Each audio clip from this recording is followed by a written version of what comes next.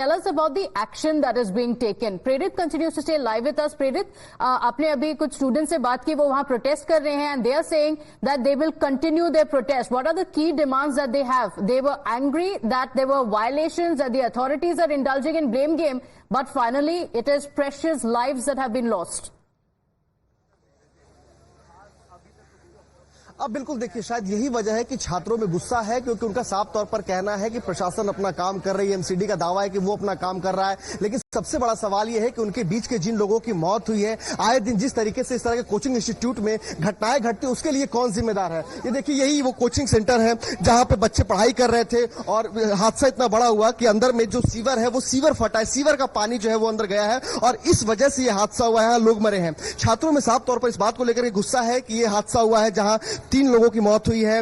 बीते दिनों पटेल नगर में एक यूपीएससी एस्पिरेंट की मौत हुई है। उससे बीते साल की बात करें तो एक आईएएस कोचिंग सेंटर में अचानक से मेन गेट पे जो शॉर्ट सर्किट होता है, मीटर में आग लगती है और उसके बाद धुआं ऐसा भरता है उस पूरे कोचिंग सेंटर में कि बच्चों को रस्सी के सहारे छत से नीचे कूदना पड़ता है। यानी कि इस तरह की घटनाओं को लेकर के जाहिर सी बात है कि बच्चों में गुस्सा है, उनमें डर है कि कहीं वो अगले शिकार वो ना हो। बच्चों का साफ तौर पर कहना है कि जो यहाँ पे जिस तरह के कोचिंग इंस्टीट्यूट्स हैं, उन इंस्टीट्यूट्स में यहाँ पे उस तरह के हादसे हो सकते हैं, क्योंकि ज्यादातर जो यहाँ पे स्टडी सेंटर है, उन स्टडी सेंटर में एंट्री गेट और एग्जिट गेट अलग अलग नहीं है, वहां पे वेंटिलेशन की समस्या होती है। और यही वजह है कि देखिए, छात्र जो है वो लंबे समय से बीते रात से लगातार यहाँ पर प्रोटेस्ट पे बैठे हैं। उनका साफ तौर पर कहना है कि हमने बात की, अथॉरिटी से बात की कि वो हमारे साथ बैठ के बातचीत करें, हमारी समस्याओं को सुने, लेकिन साफ तौर पर इन छात्रों का कहना है कि जब हमने यह मांग की तो उनका कहना है कि वो मंगलवार को मिलेंगे, यानी ट्यूसडे को बैठेंगे, जिसको लेकर के इन छात्रों में साफ तौर पर गुस्सा आप देख सकते हैं कि देखिए किस तरीके से यहाँ पर जो है छात्रों की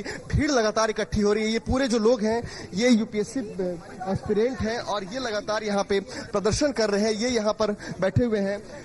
आप लोग प्रोटेस्ट को समर्थन देने यहाँ पे आए हैं, आप लोग की क्या मांग है ये बताइए।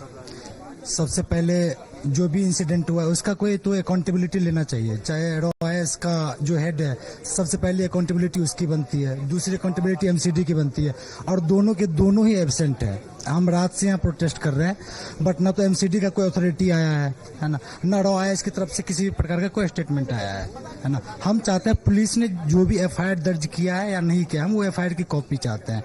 एफआईआर में हमें बताइए कि उन्होंने किसका किसका नाम दिया है और क्या लीगल एक्शन लिया जा रहा है, तो हमें एफआईआर की कॉपी चाहिए। और दूसरी सबसे बड़ी बात है कि जो सीसीटीवी फुटेज है ना, वो हमें चाहिए लाइव, पब्लिक किया जाए, जाके हमें पता चले कि रियल कैजुअलिटी कितनी हुई है, क्योंकि ये झूठ बोल रहे हैं। 3 ये सुबह से मतलब शाम को ही बताया इन्होंने 3, उसके बाद से इन्होंने पूरा का पूरा पीछे वाले गेट से बहुत सारे बंदों को निकाला है। हमें नहीं पता कि रियल कैजुअलिटी कितनी हुई है। तो देखिए, इस बात को लेकर के छात्रों की मांग है कि रियल कैजुअलिटी का इनको पूरे आंकड़े बताए जाए कि कितने लोगों की मौत हुई। साथ ही साथ अकाउंटेबिलिटी की इन्होंने बात की कि राव आईएएस कोचिंग के जो सीईओ है वो आए, प्रशासन जो है वो जिम्मेदारियां ले, सीसीटीवी फुटेज दिखाया जाए। इनका कहना है कि कई ऐसे शव है जो पीछे से निकाले गए। तमाम जो इनके सवाल, इन सवालों को लेकर के ये मांग करे कि प्रशासन इनसे बात करे, पुलिस अथॉरिटी इनसे बात करे। जी ओके, ऑल राइट प्रेरित, getting us the protest that's taking place in Rajendra Nagar. Remember, the students, several local residents have also come together demanding accountability. Who is responsible for the lives that have been lost?